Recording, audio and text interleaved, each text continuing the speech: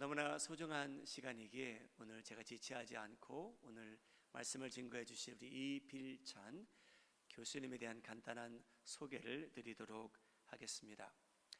이필찬 교수님께서는 이번 우리 미국을 방문하시면서 샌프란시스코에서 말씀 인도도 해주시고 또 게인스빌에서 집회도 인도하시고 이제 이 소중한 시간을 내셔서 우리 마이애미를 방문해 주셨습니다. 너무나 감사드리고요.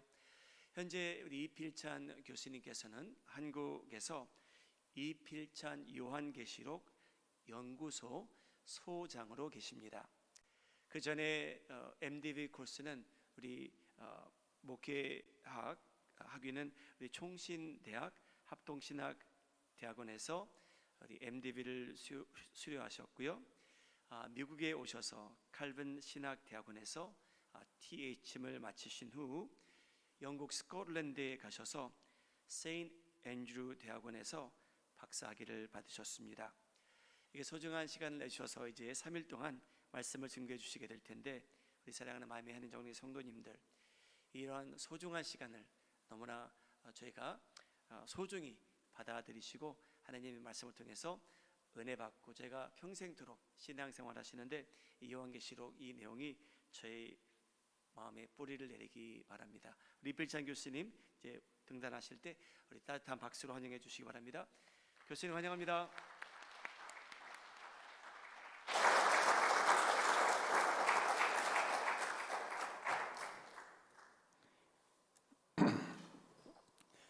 여러분 뵙게 돼서 기쁘고 또 반갑게 생각합니다.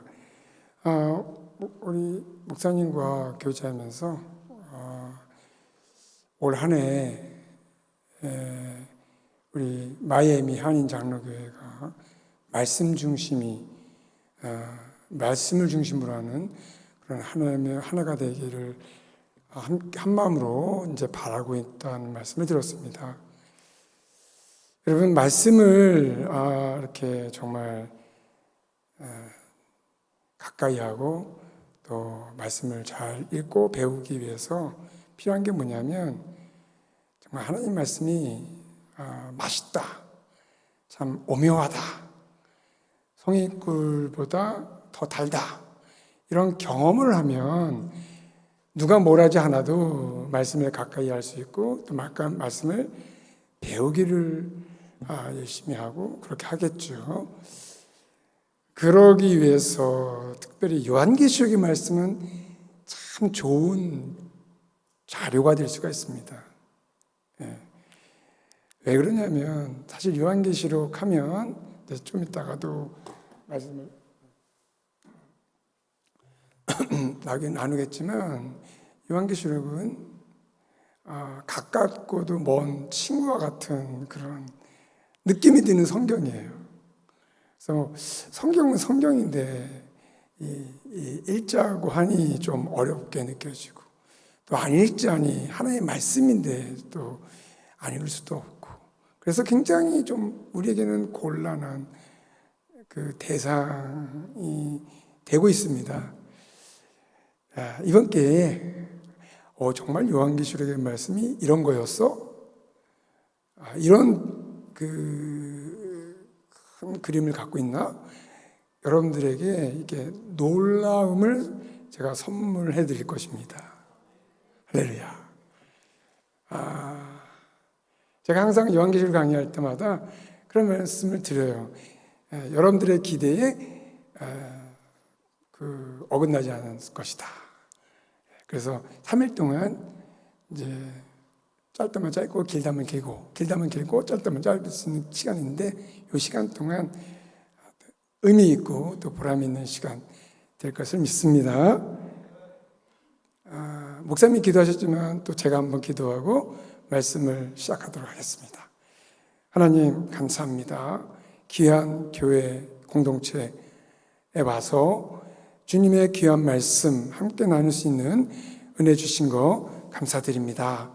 부족한 입술이지만 하나님의 귀한 말씀, 놀라운 말씀, 이 말씀을 함께 나눌 수 있게 된 것 너무 감사드리고 또 이 말씀을 통해서 부어주실 은혜를 기대합니다. 끝나는 시간까지 함께 해주시고 그 이후에도 이 요한계시록의 말씀이 읽혀지는 놀라운 은혜가 있게 하여 주시옵소서. 예수님의 이름으로 기도드립니다. 아멘. 제가 이제 간단하게 여러분들에게 오리엔테이션을 하는 시간을 갖도록 하겠습니다. 그러니까 오늘과 내일, 모레에 어떤 내용을 가지고 여러분들과 함께 말씀의 은혜를 나눌지 간단히 소개해드리면, 오늘 첫째 날은 요한계시록 개관을 살펴보는 시간입니다. 이 요한계시록 개관에는 두 가지 주제를 다룰 것입니다. 첫 번째는 요한계시록 어떻게 읽을 것인가 하는 것이 되겠고요. 두 번째는 요한계시록은 어떤 구조를 갖고 있는가 하는 것에 대해서 함께 말씀을 나누도록 할 것입니다. 요한계시록 어떻게 읽을 것인가 라고 하는 것은 두 가지 다른 질문으로 이 질문에 답할 것입니다. 하나는 요한계시록은 어떻게 기록되었는가, 그리고 요한계시록은 어떤 책인가, 이런 내용으로 오늘 함께 요한계시록 개관을 살펴볼 것이고요. 내일은 두 번째 날은 종말론에 대해서 살펴볼 것입니다. 요한계시록의 가장 중요한 그 주제가 있다면 그것은 당연히 종말론이라고 할 수가 있습니다. 그래서 이 종말론을 배우는 데 있어서, 종말이라는 주제를 배우는 데 있어서 종말이 도대체 뭐냐, 이걸 정확하게 규명하는 것이 필요합니다. 그래서 종말은 무엇인가, 그리고 이 종말은 성취된 그 특징을 갖고 있습니다. 그리고 그러나 아직 완성되지 않은 완성될 종말의 의미를 갖고 있습니다. 자, 이 세 가지 주제를 가지고 이제 내일 종말론, 요한계시록의 종말론 함께 살펴볼 것입니다. 기대가 되시죠? 제가 기대를 강요하고 있습니다. 네. 그리고 세 번째 날은 요한계시록에서 교회에 대해서 무엇이라고 말하는가라는 것입니다. 요한계시록에 제가 이제 3일 동안 이 요한계시록에 대해서 여러분들과 나누고자 했을 때, 이제 개관은 당연히 해야 되는 것이고, 그럼 나머지 두 개는 어떤 주제를 선정할까 했을 때, 종말론은 당연한데 그 다음에 교회론이에요. 요한계시록에 교회에 대해서 말하고 있나? 궁금하시겠죠? 그렇습니다. 요한계시록은 교회가 무엇이냐? 교회라고 하는 것은 건물을 가리키는 게 아니라 그리스도를 믿는 성도들의 모임을 가리키잖아요. 그래서 성도들의 모임으로서 교회에 대해서 요한계시록은 무엇이라고 말하는 거예요? 사실 요한계시록뿐만 아니라 모든 신약성경이 교회에 대해서 얘기를 합니다. 그런데 요한계시록 아주 특별한 방법으로, 특이한 방법으로 교회에 대해서 이야기를 해요.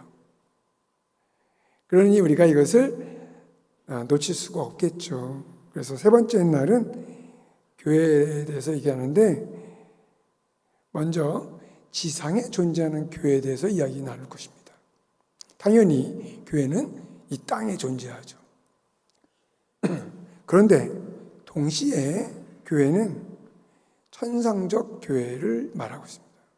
교회가 하늘의 시민권을 가진 공동체로서 이 땅에 존재하지만 동시에 하늘에 존재한다는 거예요. 이게 실제로 그렇다는 거예요. 이제 교회가 지상에 존재해, 당연하죠. 그건 누구도 어렵게 느껴지지 않아요. 그런데 교회가, 그러니까 나중에 죽어서 천국 가는 거 말고, 물론 그것도 중요하고 그것도 우리가 계속 믿어야 되겠지만, 요한계시록에서 말하는 교회, 저와 여러분들에 대한 이야기, 이게 뭐냐면 하늘에 존재한다는 거예요. 좀 새롭죠? 아니면 좀 뭔가 우리들의 생각하고는 좀 멀게 느껴지잖아요. 예. 근데 바울 선생이 이렇게 말했어요. 에베소서 2장 5절 6절을 보면 우리가 그리스도와 함께 죽었고 함께 살리신 바 되었고 함께 하늘에 앉힌 바 되었다. 누구와 함께? 예수님과 함께. 예수님과 함께 죽고 함께 부활하고 함께 하늘에 있다고 얘기를 해요. 나중에 우리가 목숨을 다해서 죽어서 비로소 하늘에 가는 걸 얘기하고 있는 게 아니죠. 예, 성도들이 그렇다는 거예요. 이런 바울의 교회에 대한, 성도에 대한 이런 정체성을 요한계시록에서는 굉장히 다이나믹하게 이 교회, 하늘에 있는 교회에 대해서 이야기하고 있어요. 이게 이제 요한계시록에서 말하는 이 교회론의 아주 중요한 부분이라고 할 수가 있습니다. 자, 그래서 이제 개관, 종말론, 교회론 그 주제를 나눠서 3일 동안 살펴볼 계획을 갖고 있습니다. 자, 오늘 이제 요한계시록 어떻게 읽을 것인가 전체적인 개관 살펴볼 텐데요. 한번 제가 문제를 한번 제기를 해봤습니다. 왜 요한계시록은 잘못 읽혀지고 있을까? 둘 중에 하나죠. 아예 읽지 않거나. 그렇죠? 왜냐면 실수할까봐. 아예 읽지 않거나 아니면 읽어도 무슨 뜻인지 모르거나 혹은 또 잘못 읽혀지는 경우가 많습니다. 특별히 왜 제가 이런 말씀을 드리냐면 많은 이단들이 요한계시록을 가지고 자기들의 주장을 하는 걸 볼 수가 있습니다. 신천지는 물론이고 또 하나님의 교회도 그렇고. 제가 이제 목사님께 여쭤봤어요. 이 마이애미 지역에 이단 때문에 문제가 생긴 적이 있느냐. 다행히 이단 때문에 문제가 생긴 적은 없다고 하셨습니다. 그래서 사실은 한국에는 굉장히 그런 많은 도전을 받고 있어요. 신천지, 특별히 신천지. 예. 그래서 이제 그런 도전 때문에 그런 게 동기가 되어서 요한계시록에 대한 관심이 많아지고 있습니다. 예. 약간 좀 부정적인 동기죠. 그런데 이제 여러분들은 그런 이단 때문이 아니라 말씀을 사랑해서, 말씀을 읽고 싶어서 요한계시록을 지금 배우고 또 듣고자 이 자리에 앉으셨잖아요. 그래서 어떤 면에서 잘못 익혀지고 있다. 이단이 요한계시록 가지고 장난치고 있다. 이 말이 조금 여러분들에게는 피부에 와닿지 않을 수도 있어요.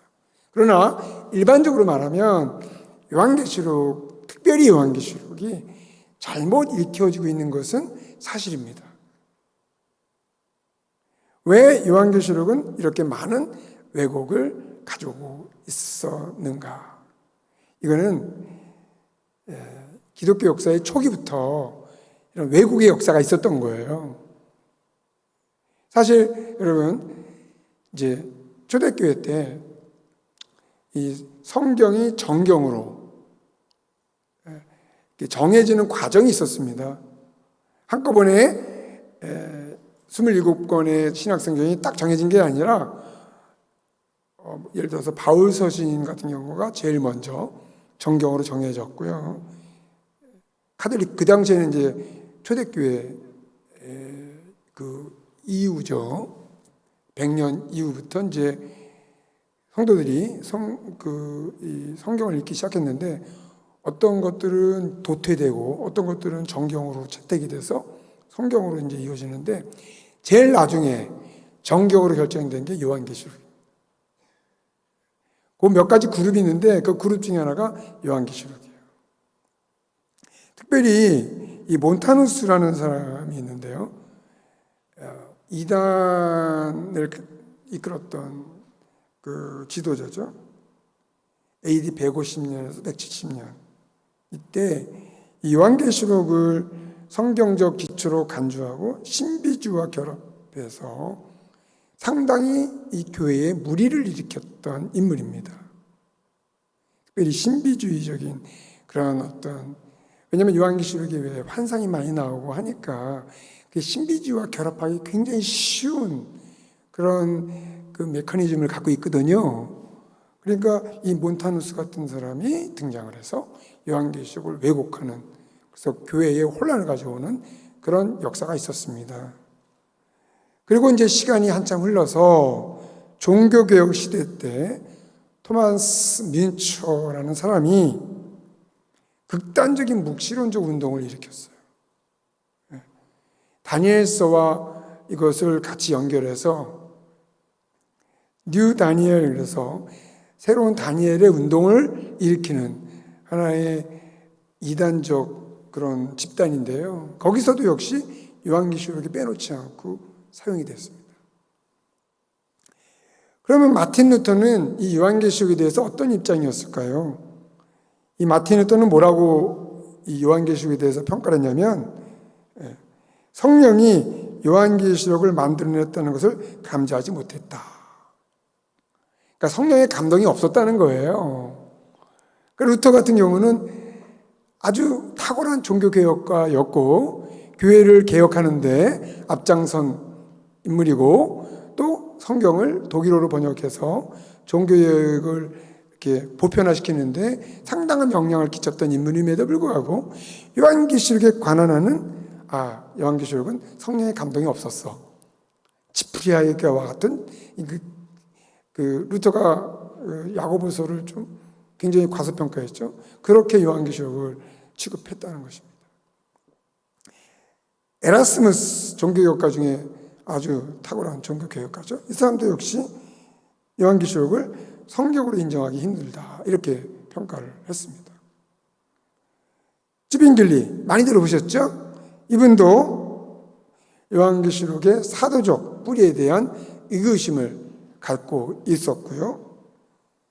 여기에 지금 침례 교회의 그 뿌리라고 할 수 있는 제세례파, 이 제세례파는 민스터에 요한계시록을 문자 그대로 해석을 해서 요한계시록 21장, 22장에 나오는 새 예루살렘을 실제로 지상에 건설하고자 했습니다. 자, 칼빈은 어떤 입장이었을까요? 장로교회의 대선배라고 할 수 있는 칼빈. 한마디로 말하면 무반응이에요. 그러니까 칼빈이 요한계시록에 대해서 언급한 기록이 거의 없어요. 근데 왜 그랬을까요? 칼빈은 굉장히 신중했던 사람인 것 같아요. 그래서 함부로 요한계시록에 대해서 언급하지 않았다. 루터라든지 에라스무스라든지 찌브린 같은 경우는 한마디씩 다 했는데 칼빈은 괜히 잘못 말했다가 실수할까봐 아무 말도 안 한 거예요. 그런데 이제 많은 사람들이 요한계시록을, 이제 칼빈이 요한계시록 주석을 쓰지 않았는데, 요한계시록 주석을 쓰지 않은 이유가 칼빈이 겸손했기 때문이다라고 이야기를 합니다. 그래서 제가 이제 이 요한계시록을 이렇게 강의하고 그러면 칼빈도 겸손해서 요한계시록을 강의하지 않았는데 당신 같은 사람이 어떻게 요한계시록을 강의하고 다니냐, 교만하다, 그런 식으로 저를 이렇게 비판하는 사람도 있는데요. 사실은 칼빈이 겸손해서 요한계시록 주석을 쓰지 않은 것은 아닙니다. 말씀드린 대로 신중했기 때문에 그래요. 무반응인 거죠. 근데 칼빈이 요한계시록만 주석 안 쓴 게 아니라 또 주석 쓰지 않은 또 다른 성경도 있어요. 그래서 칼빈이 요한계시록에 대해서 주석을 쓰지 않았다고 해서 오늘날 우리가 요한계시록에 대해서 관심을 갖지 말아야 할 이유가 전혀 없습니다. 자, 여러분, 저는 이 마틴 루터라든지 여기 또 에라스무스, 쯔빙글리, 칼빈, 공통점이 뭡니까?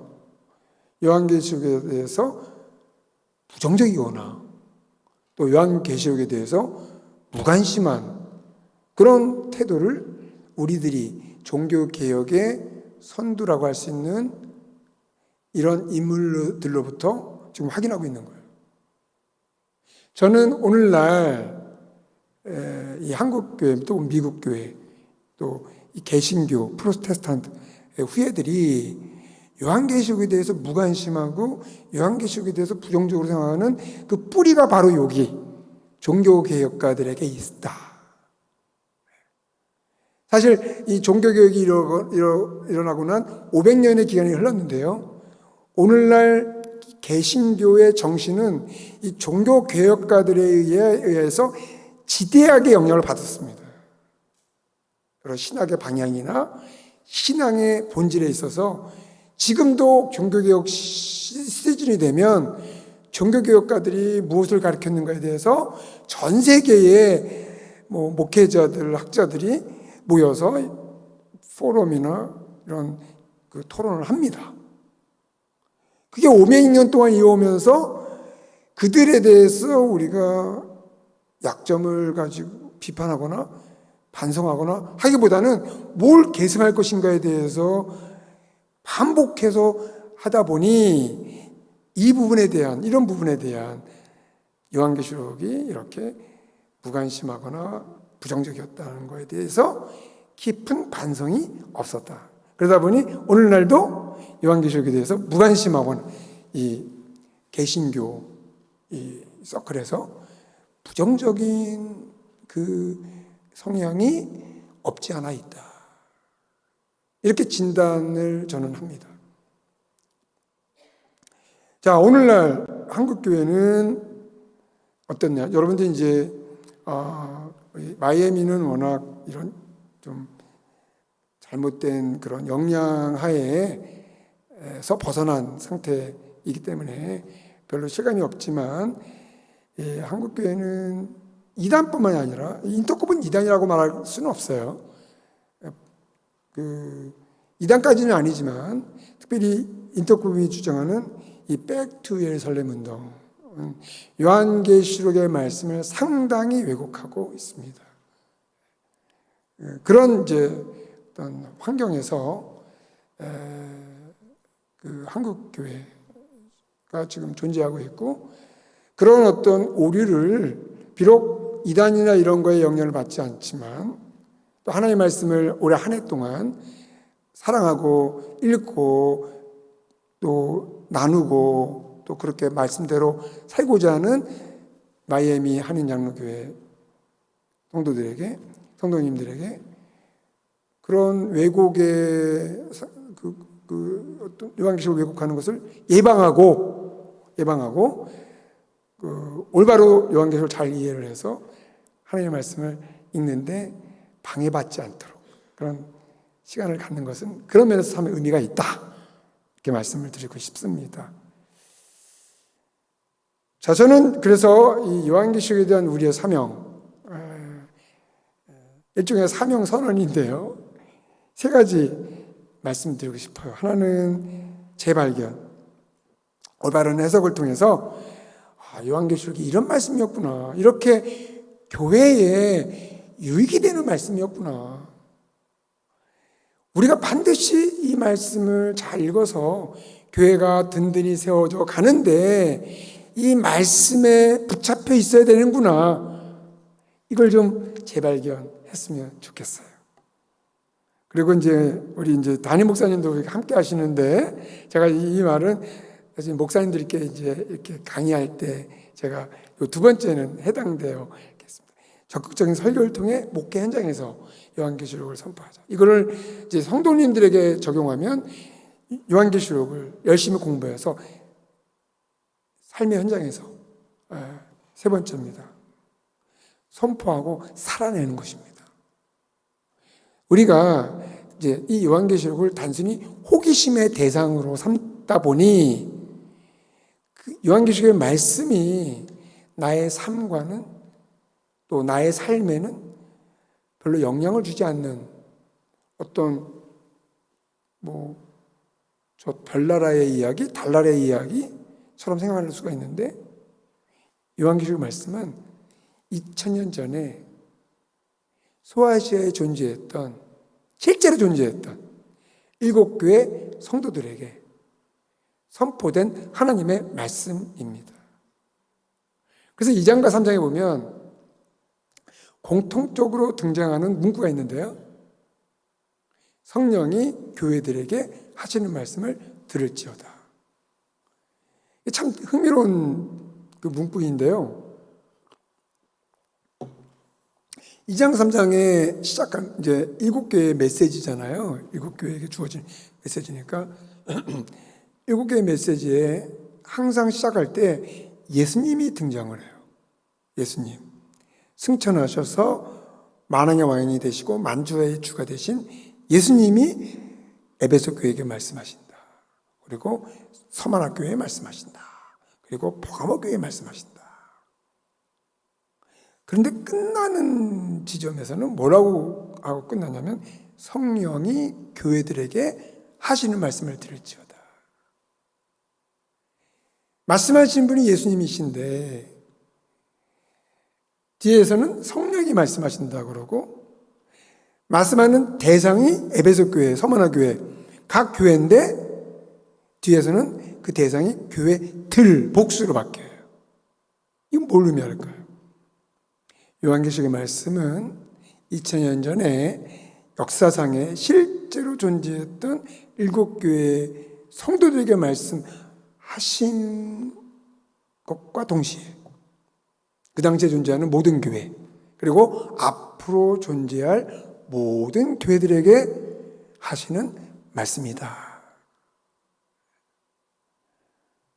그래서 우리가 성령을 통해서 2000년 전에는 예수님이 7교회에게 말씀하셨지만 오늘날은 예수의 영으로 오신 성령님을 통해서 요한계시록의 말씀을 우리는 들을 수가 있는 것입니다.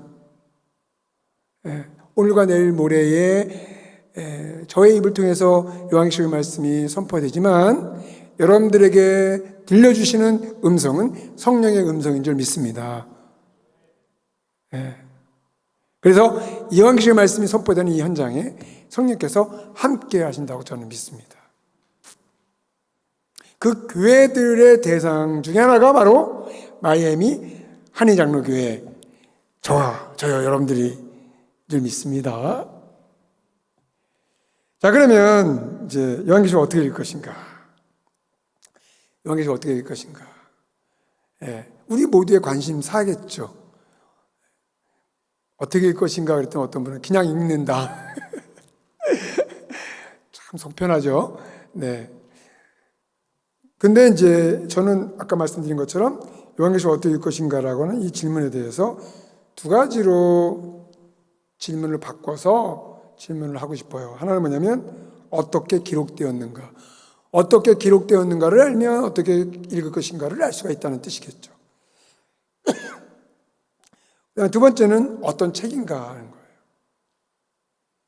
우리가 어떤 책을 읽을 때 그 책의 특징, 그 책의 또 성격 혹은 장르를 알면 그 책을 읽는데 도움이 되겠죠. 네. 그래서 그 책의 특징에 따라서 읽게 되면 책을 잘 이해할 수가 있어요. 또 책을 읽는 자세도 다를 수가 있겠죠. 뭐 예를 들면 시를 읽는데 수필을 읽는 것처럼 읽지는 않지 않습니까? 네. 소설을 읽는데 과학서적을 읽는 것처럼 읽으면 안 되겠죠. 그래서 요한계시록은 어떤 책이냐라는 것 아는 게 필요하다. 어떻게 읽을 것인가를 잘 이해하기 위해서는 요한계시록은 어떤 책인가 이것을 잘 이해하는 것이 필요하다. 자, 그러면 첫 번째요. 요한계시록은 어떻게 기록되었는가? 우리는 그렇게 배웠죠. 성령의 감동으로 기록되었다. 그럼 또 질문하고 싶어요. 성령의 감동으로 기록되었다는 뜻이 무엇인가? 굉장히 추상적인 표현이에요. 성령의 감동으로 기록되었다.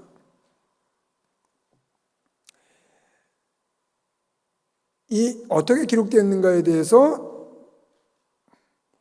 극단적인 두 가지 입장이 있습니다. 하나는 극단적 보수주의. 이 극단적 보수주의는 성경을 너무 사랑한 나머지 특별히 요한계시록을 너무 사랑한 나머지 그냥 요한계시록이 하늘에서 뚝 떨어졌다고 생각해요. 그거를 이제 조금 문자를 써서 표현하면 기계적으로 기록되었다고 하는 것입니다. 기계적으로 기록되었다. 이 무슨 말이냐면 요한계시록을 기록한 요한은 기계에 불과하다. 하나님이 불러주시는 대로 받아 적은 기계에 불과하다. 로봇에 불과하다. 이렇게 생각하는 입장입니다. 이렇게 생각하는 이유가 있어요. 왜냐하면 요한계시록은 다른 성경과는 달리 환상을 보았다. 음성을 들었다. 그런 표현들이 많이 나오잖아요. 그러니까 그걸 그냥 그렇게 이해를 해서 요한은 하나님이 환상을 보여주고 또 음성을 들려준 대로 요한계시록을 기록한 거구나. 그래서 이제 그걸 굉장히 로맨틱하게 생각하죠. 요한이 감옥에 갇혔는데 손발이 착고에 묶여 있는데 갑자기 천사가 나타나서 요한계시록에 대한 환상을 쫙 보여주고 기록하라 그러는 거예요. 그러니까 기록했다는 거죠. 자, 이렇게 생각하는 분들에게는 요한계시록의 저자는 누구냐라고 물으면 누구라고 대답하겠어요? 요한은 기계니까 저자라고 말할 수가 없겠죠. 누구예요? 하나님이라고 생각하는 거예요. 하나님. 네. 이게 틀렸냐 맞았냐는 지금 말씀드리진 않겠습니다. 근데 여러분이 들으면서 저거 조금 그러네라고 생각이 들면 뭐 어떨지 모르겠지만 어쨌든 제가 그 평가는 나중에 또 하겠습니다. 그리고 이분들에게 요한이 경험한 환상은 실제적인 경험이라고 생각을 하고 있고요. 이렇게 생각하는 경우에 장점이 있습니다. 장점. 그 장점이 뭐냐면 하나님이 요한에게 환상도 보여주시고 음성도 들려주시고 했으니 요한계시록의 권위가 신적인 권위, 절대적인 권위다. 이런 장점이 있겠죠. 그런데 여기에 문제점이 뭐냐? 이제 평가를 좀 해보면 요한계시록이 갖고 있는 문학적인 특징, 또 논리적인 그런 구조, 이 접근이 용이하지 않습니다. 이 얘기는 좀 이따 더 하겠는데 일단 이 극단적 보수주의, 제가 이제 뭐 보수주의라고만 하지 않고 극단적이라는 말을 쓴 것은 다 그렇지 않기 때문에 그 극단적인 경우가 그렇다는 말씀을 드리려고 이제 이 얘기를 하는 거예요. 성경이 다 어떤 그 특징을 갖고 있냐면 굉장히 문학적이고 논리적이에요.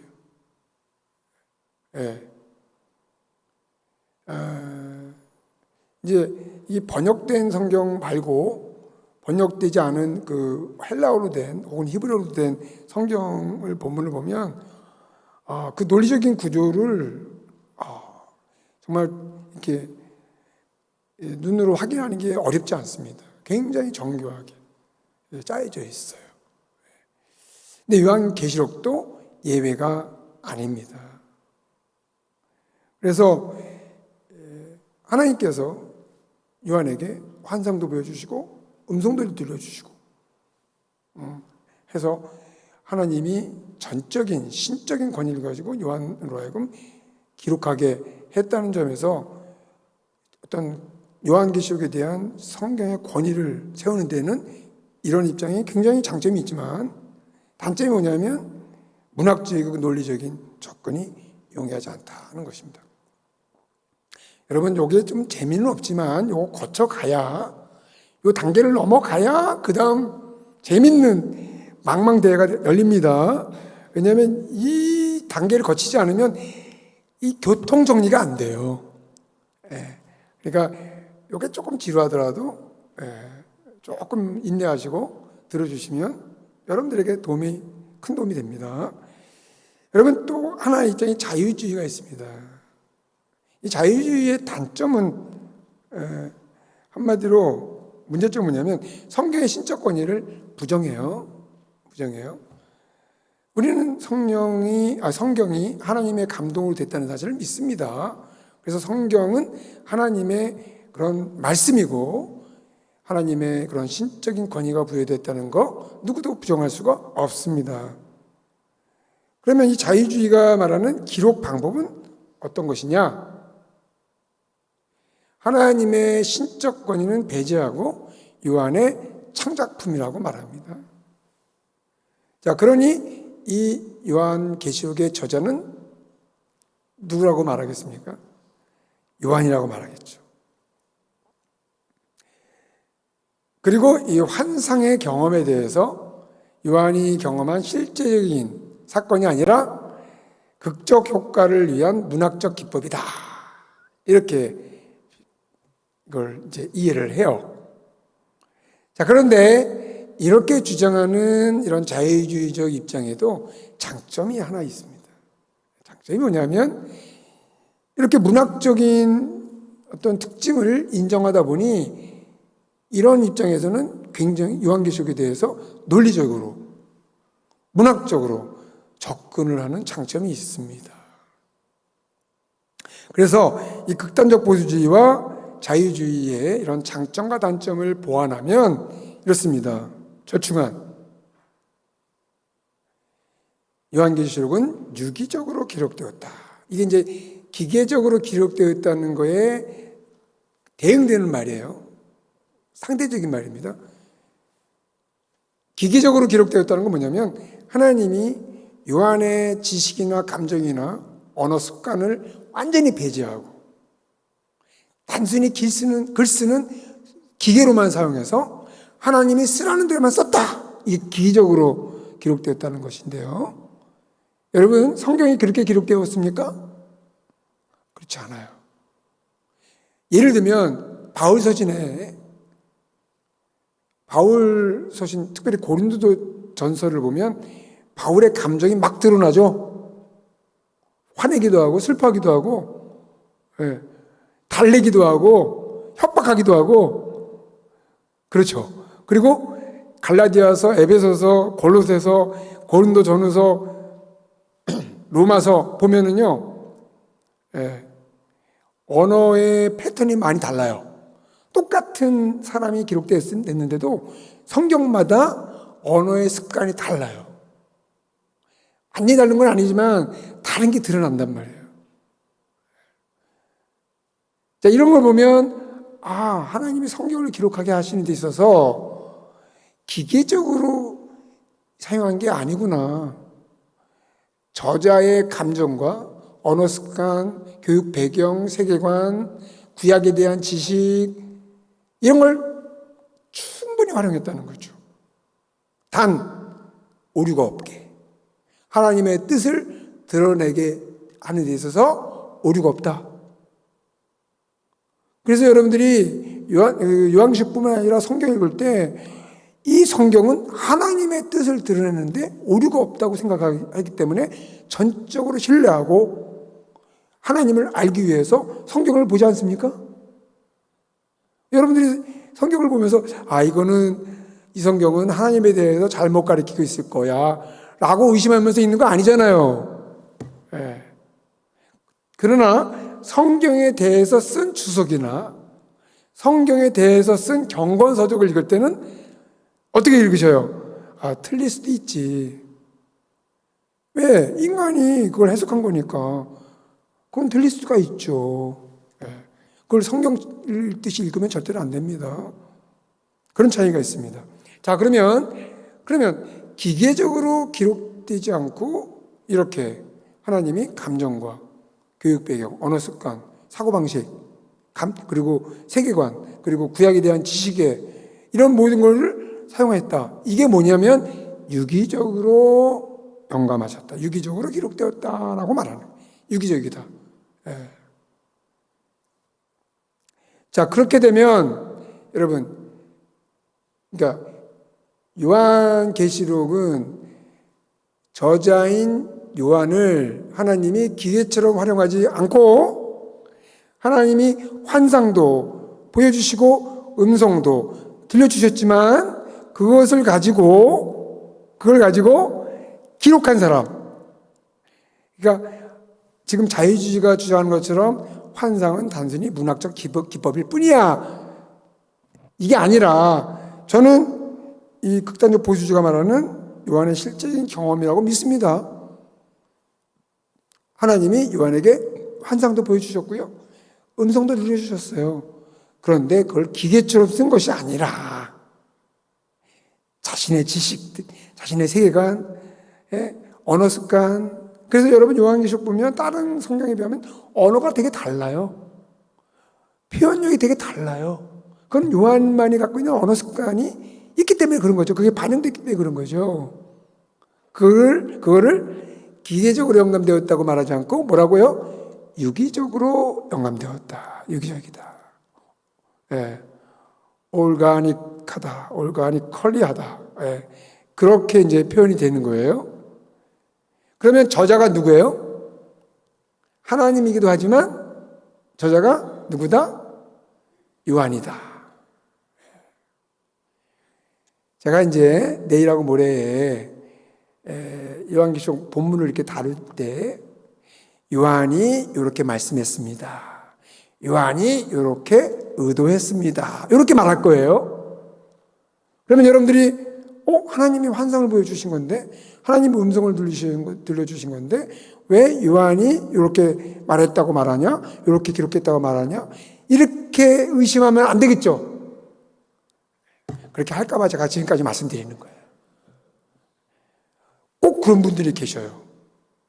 꼭 제가 뭐 강의를 여러 번 했는데 꼭 제가 이제 첫 시간이 안 들어오신 분들 가운데 두 번째 시간부터 들어오신 분들 아니 손 탁 들어 강의 중에 하나님이 보여주셨는데 왜 요한이 했다, 요한이 말했다, 요한이 기록했다고 말하느냐 이렇게 질문을 해요.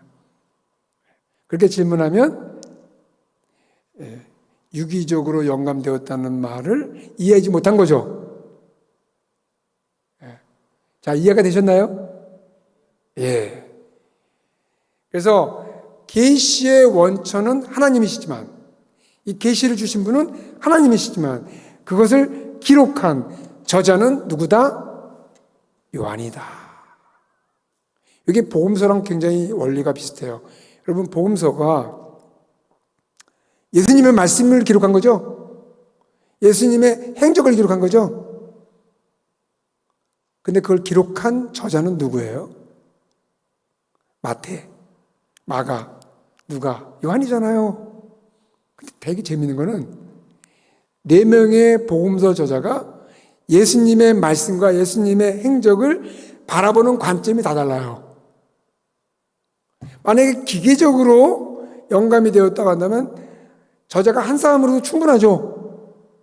네. 왜냐하면 있는 그대로만 기록해야 되니까. 성경은 그렇게 기록되지 않았다는 거예요. 유기적으로 기록되었다. 그래서 산상수훈의 마태에는 상상수훈이 5, 6, 7장 굉장히 긴 내용이 기록되어 있지만 요한복음에는 산상수훈이 없어요. 그러니까 요한복음 저자는 그것보다 더 중요하다고 생각한 게 읽는 거예요. 그러니까 거기에 초점을 맞추는 거죠.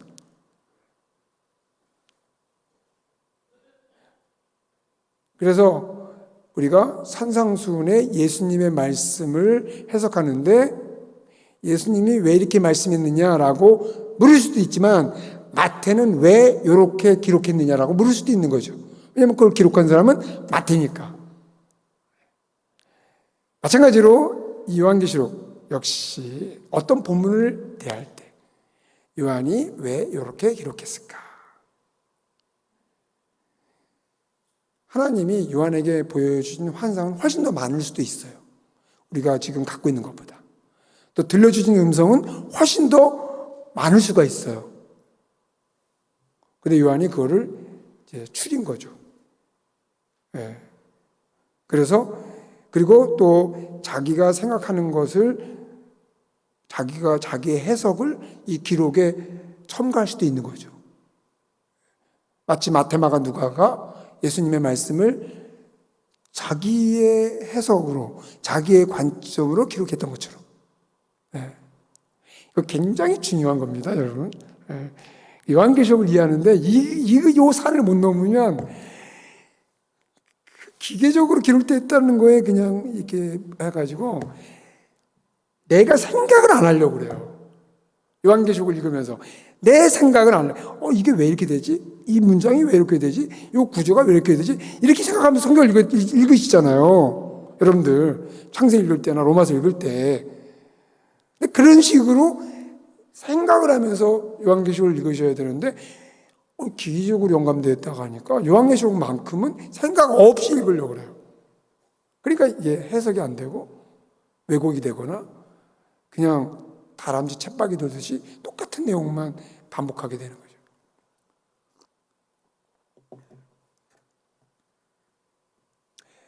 네, 그래서 이 요한계시록 어떻게 기록되었는가? 유기적으로 기록되었다는 말씀 드리고요. 그 다음에 저자는 요한인데 계시의 원천은 하나님이시다. 환상은 실제적인 경험이면서 동시에 문학적 기법이다.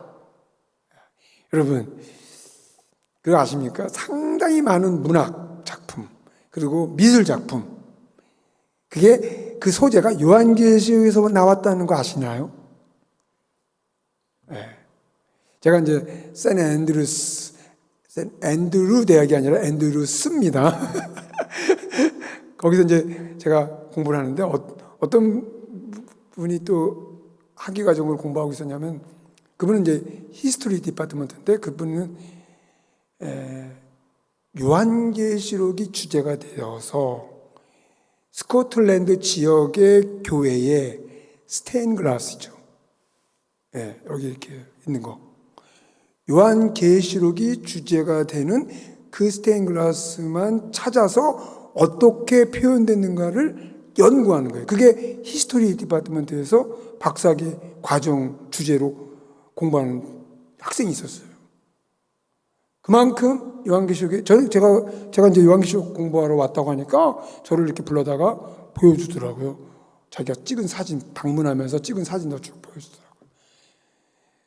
말씀드리고 싶은 거는 그만큼 요한계시록은 문학의 소재, 예술의 소재, 미술의 소재, 또 음악의 소재도 되어 왔다. 그만큼 예술성이 뛰어나고 그만큼 논리적이고 그만큼 문학성이 뛰어나다 하는 말씀인 거죠. 그런데 우리가 이 요한계시록을 덮어놓고 읽으면 안 된다. 그래서 그런 경우가 많아요. 요한계시록은 몇 번 읽었느냐가 되게 영담으로 오르내리는 경우가 많죠. 길선주 목사님은 10,000번 읽었다. 근데 여러분 아십니까? 길선주 목사님이 시한부 종말론자라는 거 아십니까? 제가 길선주 목사님의 요한계시록 해설집을 어떻게 발견해가지고 읽을 기회가 있었어요.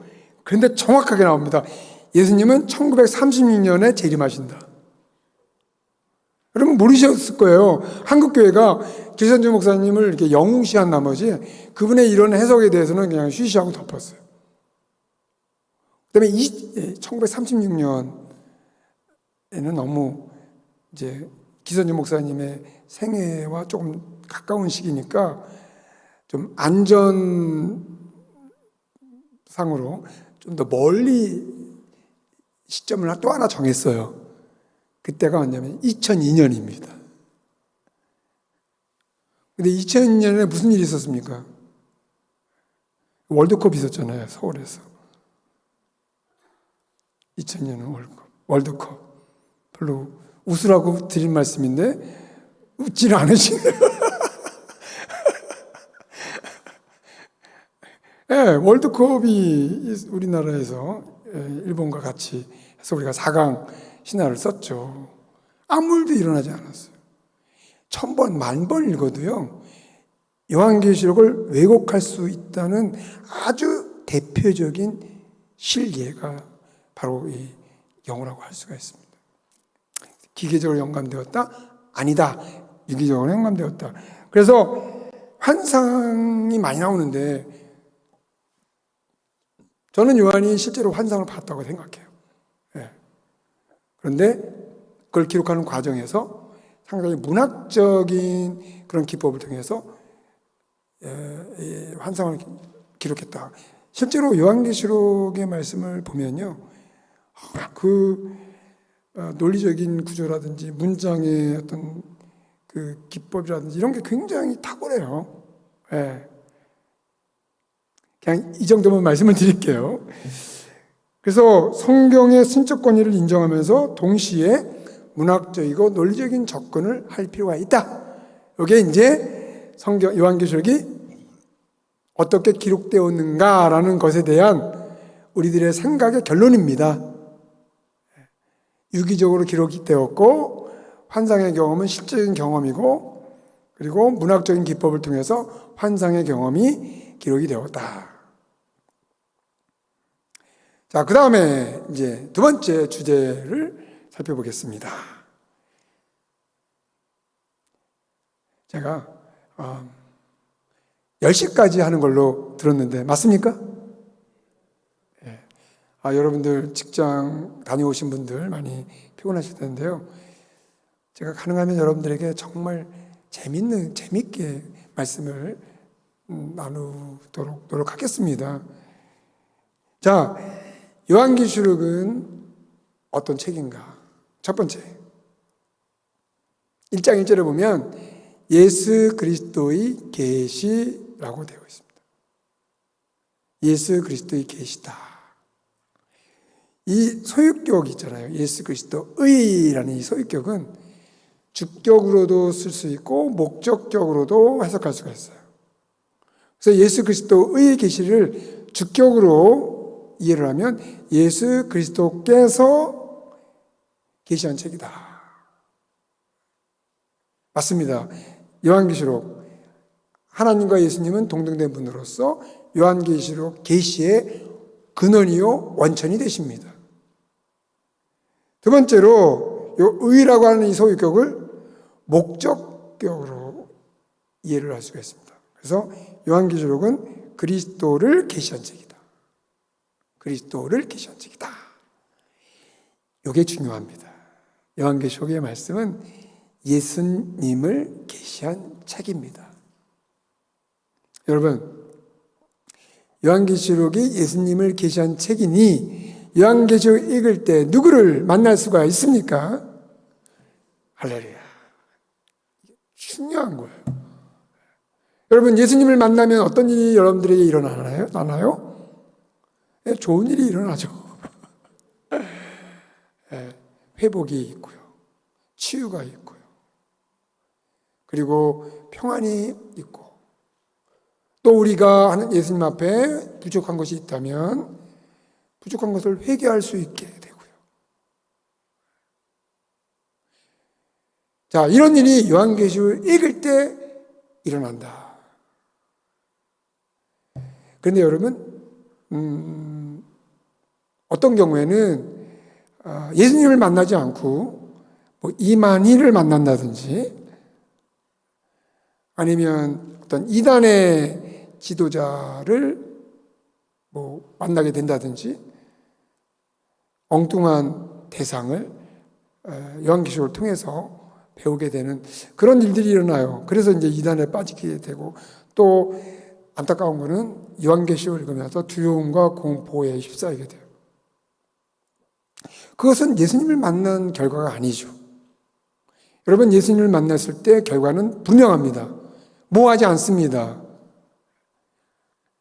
우리에게 회복이 있고 우리에게 정말 평안이 있고 기쁨이 있고 또 기대가 되고 감사가 있고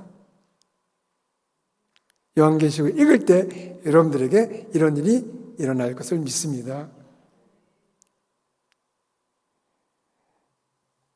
자, 그 다음에 뒤에는 그냥 넘어가겠습니다. 나중에 시간이 되면 좀 더 하기로 하고요. 두 번째 요한계시록의 말씀은 1장 3절의 말씀에 뭐라고 되어 있냐면 요한계시록을 예언의 말씀이다 라고 하고 있습니다. 요한계시록은 예언의 말씀입니다.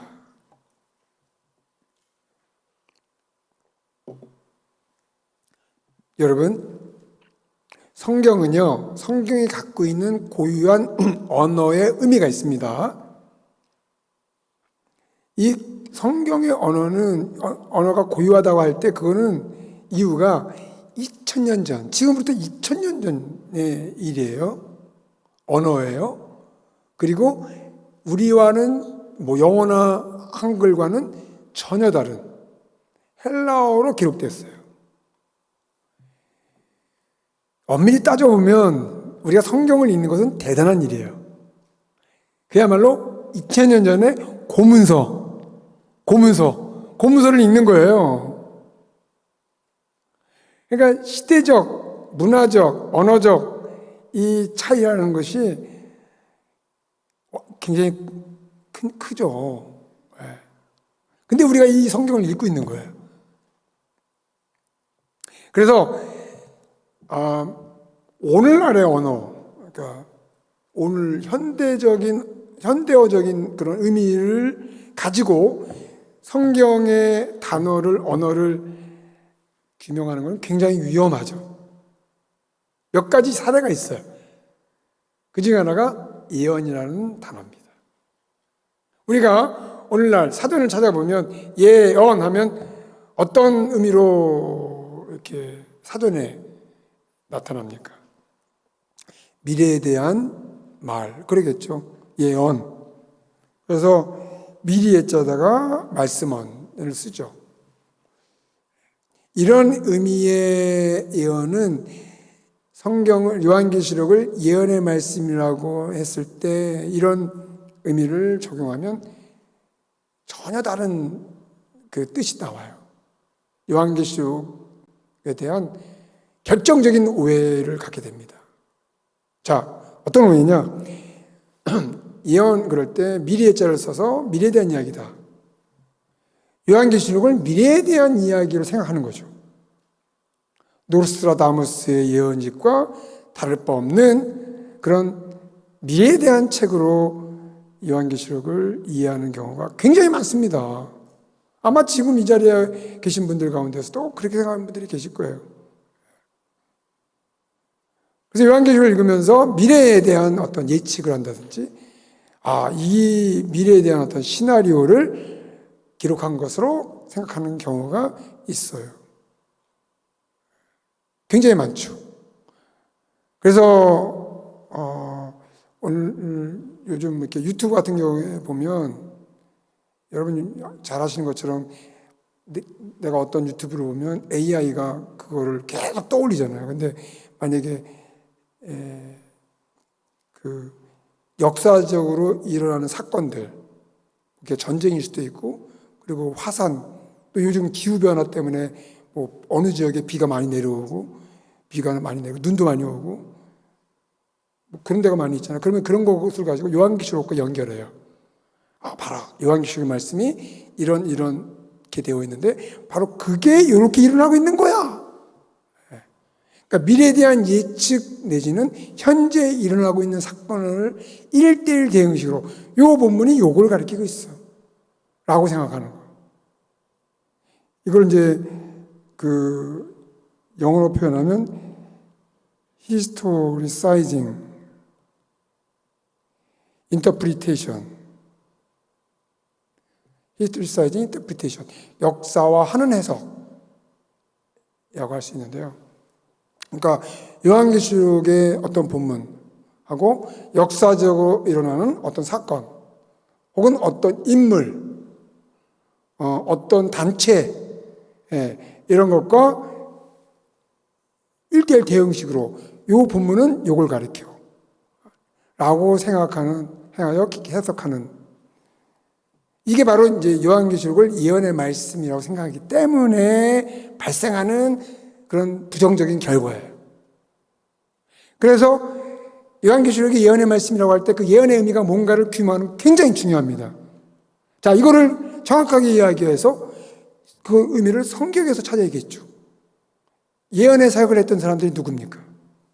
선지자들 아닙니까? 그럼 예언의 말씀이 뭔가를 정확하게 이해하기 위해서 선지자들이 했던 말씀을 한번 생각하면 되겠죠.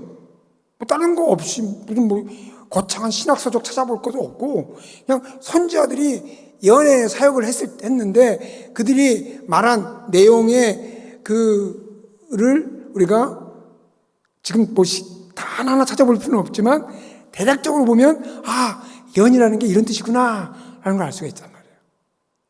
이사야, 예레미야, 에스겔, 다니엘. 자, 이런 선지자들을 한번 여러분 떠올려 보십시오. 또 그들이 말했던 걸 한번 생각해 보십시오. 그들의 예언의 사역의 출발점. 그 출발점이 뭔가요?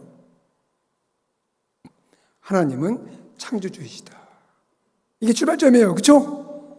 네. 물론 선지자들이 자, 내가 이제 출발한다. 자, 창조에 대해서 이야기한다. 이러지는 않아요. 근데 선지자들의 이 말씀 선포의 그 사상의 기본을 보면 거기에 흐르는 게 뭐냐면 하나님은 창조주이시다. 동의하십니까? 그렇죠? 자, 그 다음에 나오는 내용이 뭐냐면 그 창조주 하나님이 종되었던 너희를 애굽에서 건져내신 구속의 하나님이시다. 그러니까 창조주 하나님은 좀 뭔가 이렇게 좀 일반적인 그런 그 분야라면 구속주라는 그런 하나님에 대한 특징은 이스라엘과 이 언약적 관계를 갖는 분으로 아주 개별적인 그 의미로 이제 사용이 되는 거죠. 창조주 하나님이 이스라엘을 구속하셨다. 자, 그 다음에 나오는 게 뭐예요? 그런데 너희들이 창조주이시며 구속주신 하나님을 불순종해서 죄를 범했다. 우상을 섬기고 성전을 더럽히고 이방 나라와 혼합하고 그런 이제 죄를 쫙 지적을 하잖아요. 그러니까 이 죄에 대한 지적의 그 근거가 되는 게 뭐냐면 하나님은 창조주시고 구속주이시다. 자, 그 다음에 나오는 내용이 뭡니까? 심판이에요. 그러니 나의 심판을 내가 너희를 심판하겠다. 심판에 대한 메시지 다음에는 하나님과 이스라엘 백성들 간의 언약적 관계이기 때문에 심판하고 끝나는 게 아니라 그들을 회복하시죠. 그래서 심판의 방법은 뭐냐면 바벨론을 들어서 너희를 멸망시키겠다. 성전을 파괴하도록 하겠다. 바벨론 포로로 잡혀가도록 하겠다. 그런데 이제 일정한 시간이 되면 너희를 종되었던 바벨론에서 다시 가나안으로 불러내도록 하겠다. 자, 이 내용이 대략적으로 선지자들이 선포했던 예언의 말씀의 대략이라고 할 수가 있습니다. 자, 여기에 미래적인 것이 있죠. 그 다음에 또 뭐가 있습니까? 과거가 있죠. 창조주시고 구속주시다. 그리고 현재도 있죠. 과거와 현재와 미래가 유기적으로 연결되어서 하나의 메시지를 이루고 있어요. 이게 서로 연동이 되어 있잖아요.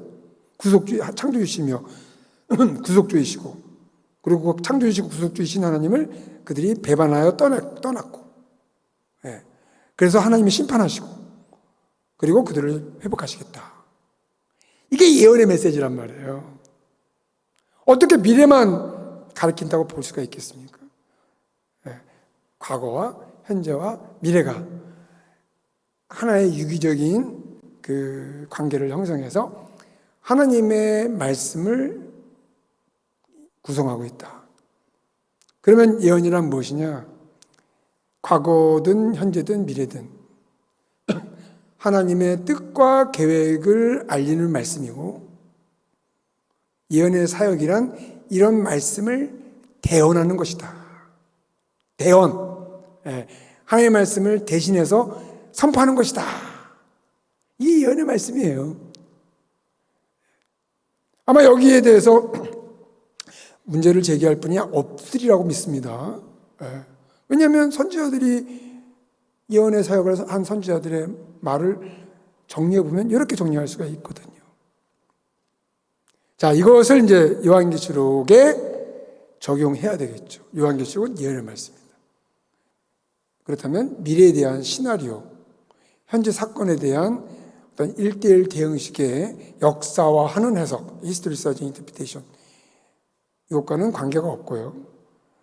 창조주이시며 구속주이신 하나님, 그 하나님이 신약에는 구속주 예수님으로 등장을 하시고, 그리고 하나님의 뜻으로서 하나님의 구속의 계획을 알려주시고, 그리고 그것을 불순종할 경우에 하나님께서 심판하시겠다고 하시고, 그리고 일곱 교회 성도들에게 권면하시고 회복을 약속하시고, 이런 예언의 말씀의 의미가 바로 요한계시록의 말씀이다. 그래서 여기 보면 이 예언의 말씀을 읽는 자와 듣는 자와 그 가운데 기록한 것을 지키는 자는 복이 있나니. 여러분, 예언의 말씀은 호기심의 대상이 아니라 지키는 것이 굉장히 중요하다. 요한계시록의 말씀은 그러므로 단순히 호기심의 대상으로 대하는 것이 아니라, 이 말씀을 듣고 하나님의 뜻이 무엇인가를 깨닫고 그 뜻에 순종하려고 하는 그런 자세, 이것이 예언의 말씀으로서 요한계시록을 대하는 우리들의 올바른 태도라고 할 수가 있겠어요. 자, 그러면 이 예언이라고 할 때 예자를 미리 예자를 안 쓰고 맡길 예자를 쓰면 어떨까요? 예언, 예금할 때 돈을 맡기다는 뜻 아니겠습니까? 그 예금할 때 예자를 여기다가 사용해서 말씀을 맡았다. 말씀을 맡아서 그 말씀을 대언했다. 그걸 이제 선지자, 예언자라고 할 수가 있고, 또 그 내용을 예언이라고 말할 수가 있다는 것이죠. 다시 한번 정리하면 요한계시록은 미래에 대해서 미리 말한 내용만은 아니다. 미래에 대한 내용이 없는 건 아니에요. 있어요. 근데 그것이 요한계시록의 전부가 아니라는 거죠. 여기에는 창조주 하나님에 대한 메시지도 있고요, 구속주 예수님에 대한 말씀도 있어요. 그리고 그 창조주시며 구속주신 예수님의 십자가의 은혜로 구속받은 성도들의 이야기도 있고요. 그래서 다시 한번 강조하는 것은 예언의 말씀은 미래에 대한 이야기가 아니다. 하나님의 뜻을, 과거든 현재든 미래든 하나님의 뜻을 대언한 말씀이다. 이렇게 정리해 볼 수가 있겠습니다. 자, 그 다음에 세 번째로 요한계시록은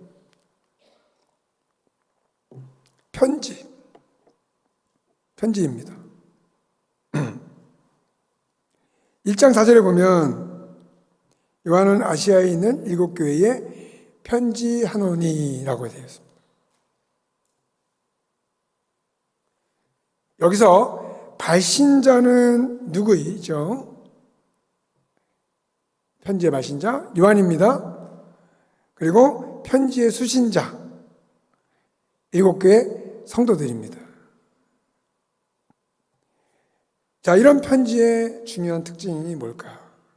편지의 중요한 특징이 뭘까요? 여러분, 편지 써본 지 오래되셨죠? 요즘 참 편지 쓰는 시대가 아니에요. 왜냐하면 이 커뮤니케이션 할 수 있는 그 도구가 너무 많기 때문에 편지는 너무 그 호랑이 담배 피던 시절 이야기처럼 들립니다. 근데 이 고대 사회에서는 편지가 유일한 통신 수단이었어요. 그래서 이 고대 사회의 이 커뮤니케이션 그 학문 중에 편지학이라는 게 있습니다. 편지학. 그래서 어떻게 편지를 통해서 상대방을 설득하고 그리고 자신의 그 의사를 잘 표현할 수 있을까? 그래서 수사학의 한 부분으로서 편지학이라는 게 있어요. 그만큼 이 당시에는 편지가 이 커뮤니케이션 하는데 굉장히 중요한 역할을 했다는 거예요. 기능을 했다는 것입니다. 그래서 이 편지에 있어서 중요한 특징, 목적이 뭐냐? 커뮤니케이션이에요. 의사소통. 그러니까 이 편지를 통해서 자기의 의사를 정확하게 전달하지 못한다면 그 편지는 잘못 쓴 거죠. 그리고 편지를 쓰기 위해서는, 그리고 그 편지를 받는 수신자가 멀리 떨어져 있으면 있을수록 편지가 가는데 며칠 걸리고 또 답장 오는데 며칠 걸린다고 한다면 자기가 쓰고자 하는 내용을 상대방이 이해할 수 있도록 심사숙고해서 언어도 사용하고 표현도 사용하겠죠. 네. 요한계시록의 편지로서 그러한 특징을 갖는다는 거예요. 발신자인, 분명히 여기서 요한이 아시아에 있는 7교회에 편지한다고 했으니까 발신자가 요한이란 말이에요. 요한이 7교회 성도들에게 편지를 쓴다고 할 때 7교회 성도들이 몰라보게 썼을까요? 알아듣게 썼을까요? 알아듣게 썼다는 거죠. 예. 알아듣지 못하는 방식으로 어려운 말로 써가지고 헷갈리게 만들 거라면 편지를 쓰지 않았겠죠. 예. 이게 굉장히 중요한 요한계시록을 읽는데 우리가 가져야 될 요한계시록에 대한 그런 생각이에요. 예. 이걸 선입견이라고 말할 수도 있어요. 이런 좋은 선입견을 갖는 건 좋아요. 그러니까 요한계시록은 처음 기록될 때부터 잘 이해될 수 있도록 기록되었다. 왜냐하면 편지니까. 이게 편지의 해석학입니다. 편지는 잘 이해될 수 있게 기록되었다. 쓰여졌다. 자, 근데 문제는 뭐예요? 이걸 우리가 읽어야 된다는 거예요. 자, 우리가 최초의 수신자는 아니잖아요. 최초의 수신자, 첫 수신자는 7개 성도들이란 말이에요.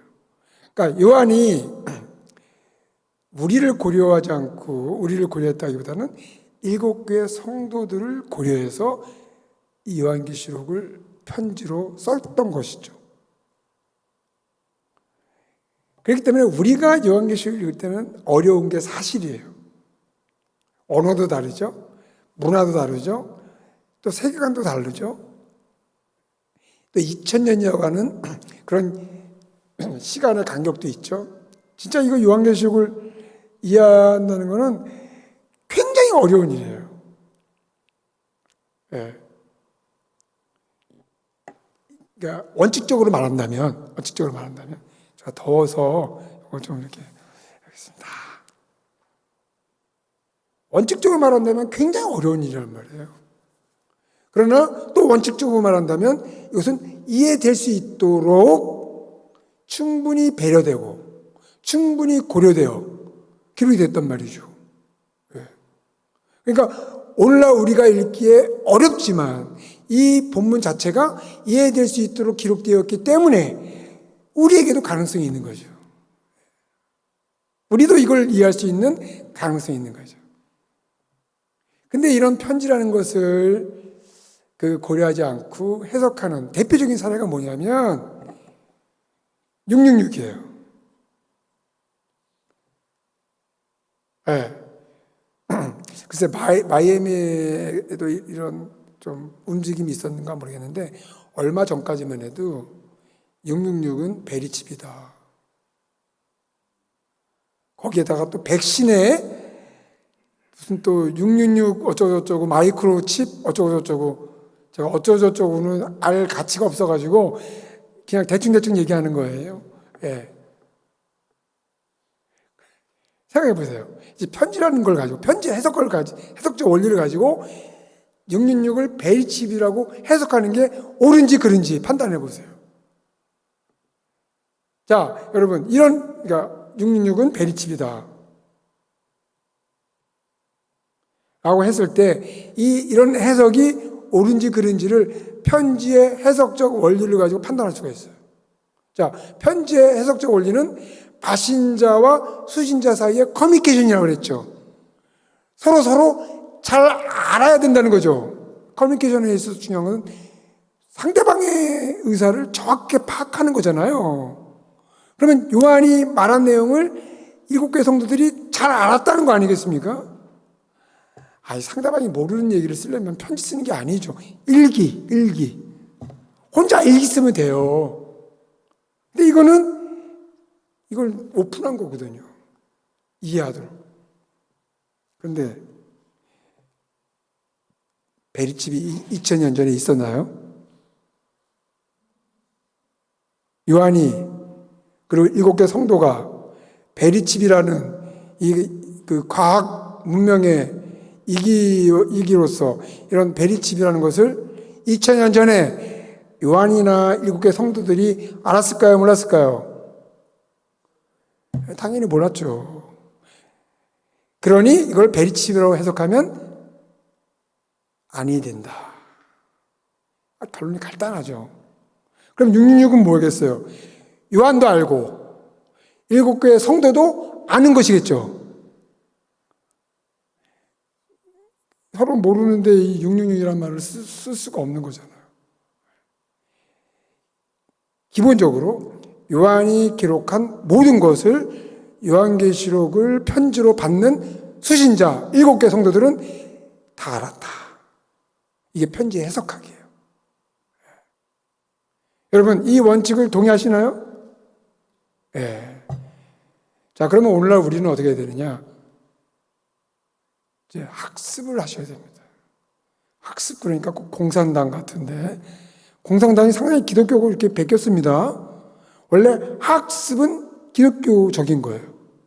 공부하는 거. 공부하셔야 돼요.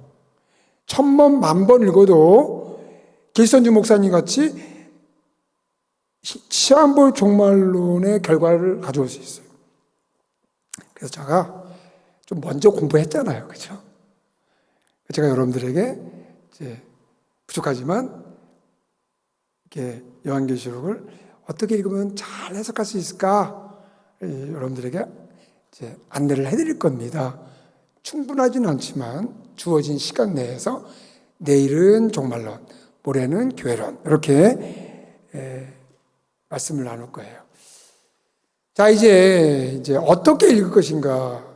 그래서 어떻게 기록되었는가? 요한계시록은 어떤 책인가?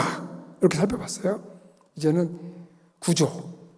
요한계시록을 전체 이 구조를 좀 큰 그림을 봐야 어떻게 흘러가는가를 알 수가 있겠죠.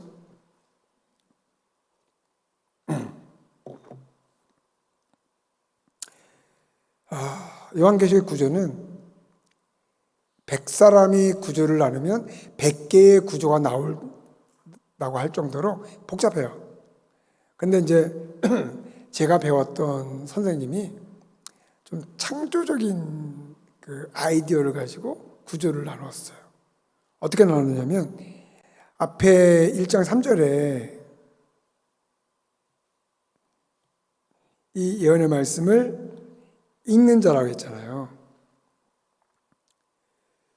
제가 개정 말씀을 이렇게 사용했는데 개역 개정에는 읽는 자, 듣는 자, 지키는 자 다 단수로 되어 있습니다. 원문에는 이렇게 되어 있지 않아요. 원문에는 이것만 단수고 듣는 자와 지키는 자는 복수로 되어 있습니다.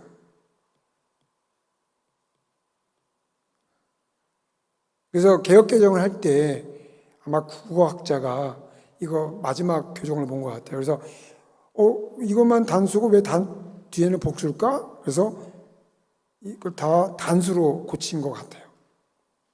그럼 왜 이게 단수냐? 초등학교 때는 한 사람이 나와서 읽었거든요. 나머지는 들었잖아요. 그래서 읽는 자는 단수입니다. 그래서 이 요한계시록은 에베소 교회, 서머나 교회, 버가모 교회, 두아드라 교회, 사대 교회, 빌라델비아 교회, 라우디아 교회 이게 이제 회람 서신이라고 하는데, 이게 이제 각 교회마다 이 서신이 전해졌는데 각 교회마다 한 사람이 나와서 그걸 읽었어요. 그리고 나머지는 듣고 말씀을 이제 순종하는 자가 되겠죠. 이거에 착안을 해서 어떤 일정한 사운드가 있을 것이다. 이 요한계시록 본문 안에. 그래서 발견한 게 뭐냐면 이 엔푸니마티입니다. 엔푸니마티. 이게 이제 우리말로 번역하면 성령 안에서라는 말인데, 이것이 4번 나와요. 1장 10절, 4장 2절, 17장 3절, 21장 10절. 그런데 이 4번 나오는 위치마다 굉장히 의미 있는 위치라고 볼 수가 있어요. 1장 10절은 서론의 시작입니다. 4장 2절은 본론의 시작입니다. 그리고 17장 3절과 21장 10절은 결론이 2개인데 2개의 결론의 시작 부분에 이게 딱 들어가 있어요. 그래서 읽는 사람이 엔 푸니마티 그러면은 지금 서론이 시작되나 보다. 그리고 또 엔 푸니마티 그러면 이제 본론이 시작되나 보다. 그리고 엔 푸니마티 그러면 결론의 시작 부분이 시작되나 보다. 또 엔 푸니마티 하면 이제 결론의 마지막 부분이다. 그렇게 이제 이 장치를 했다는 거죠. 실제로 이걸 중심으로 구조를 나누면 굉장히 의미 있는 구조 분석이 될 수가 있어요. 그래서 1장 10절을 중심으로 해서 1장 9절부터 3장 2절 14절까지가 서론인데, 그 이전에 1장 1절부터 8절은 프롤로그라고 할 수가 있습니다. 프롤로그. 이거는 도입이라고 할 수 있죠. 그래서 이 세 부분에서는 앞서 우리가 말씀 나눈 요한계시록은 계시의 말씀이다. 예수 그리스도의 계시다. 예언이다. 편지다. 요한계시록이 어떤 특징을 갖고 있는가에 대해서 이 프롤로그에서 밝혀주고 있고요. 그 다음에 서론 부분 1장 9절부터 3장 24절까지, 여기는 이제 두 부분으로 나눠지는데, 전반부 1장 9절부터 20절, 여기는 부활하신 예수님에 대한 환상, 그리고 2장 3장은 그 부활하신 예수님께서 7교회에게 주시는 7 메시지를 소개해 주고 있습니다. 그래서 1장 9절부터 20절하고 2장 3장하고 이걸 같이 연결해서 읽으셔야 된다는 거예요. 여기까지 서론이고요. 그 다음에 이제 본론은 4장부터 16장까지 되겠습니다. 여기에 4장 2절에 엔 푸니마티가 있어서 4장부터 16장이 바로 본론 부분인데, 이 본론 부분에 다시 두 부분으로 나눠서 볼 수가 있습니다. 4장 5장은 하늘 환상, 6장부터 16장은 세상에 대한 심판과 교회의 구속에 대한 이야기예요. 이 4장 5장과 6장부터 16장이 굉장히 중요한 관계인데요. 4장 5장은 하나님께서 하늘에서 뜻을 정하십니다. 그래서 하늘 환상을 보여줘요. 여러분, 주기도문에 보면 뜻이 하늘에서 이루어진 것처럼 땅에서도 이루어지다라는 말씀이 있잖아요. 성경에서 하늘은 뭐냐면 하나님의 뜻이 결정되는 곳이에요. 우리는 그냥 하늘 그러면 죽어서 가는 곳 정도로 생각하는데, 성경에서 말하는 하늘은 그것보다 굉장히 다양한 의미를 가져요. 아까도 말씀드렸지만 우리가 살아있지만 그리스도와 연합해서 존재하는 곳, 그것이 하늘이기도 합니다. 그 하늘이 어떤 곳이냐, 또 한 가지 의미가 뭐냐면 하나님의 뜻이 결정되는 곳이에요.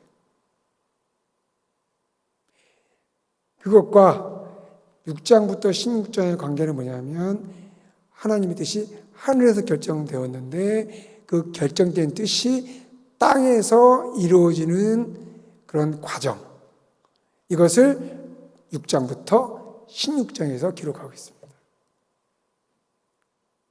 자, 6장부터 16장의 내용을 딱 간추리면 세상에 대한 심판과 교회에 대한 구속의 이야기예요. 이 심판과 구원에 대한 뜻이 4장과 5장을 보면 하늘에서 결정이 되는 거예요.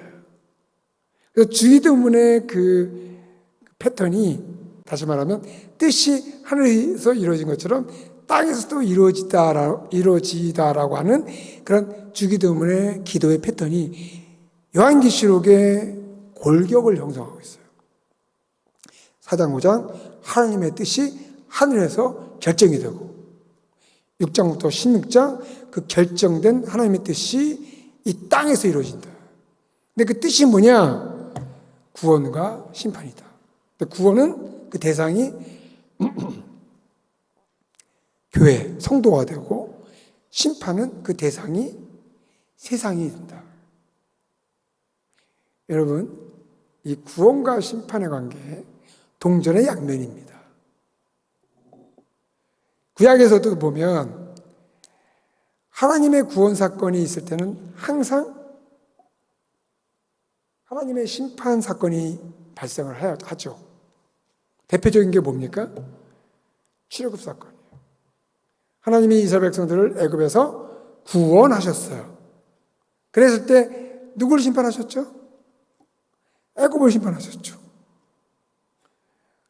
또 사사기 한번 보십시오. 사사기 보면 반복해서 하나님의 구원 사건이 발생하죠. 그러기 위해서 항상 하나님이 가나안 족속을 심판하셨어요. 그리고 바벨론으로 쫓겨갔습니다. 바벨론 포로 잡혀갔습니다.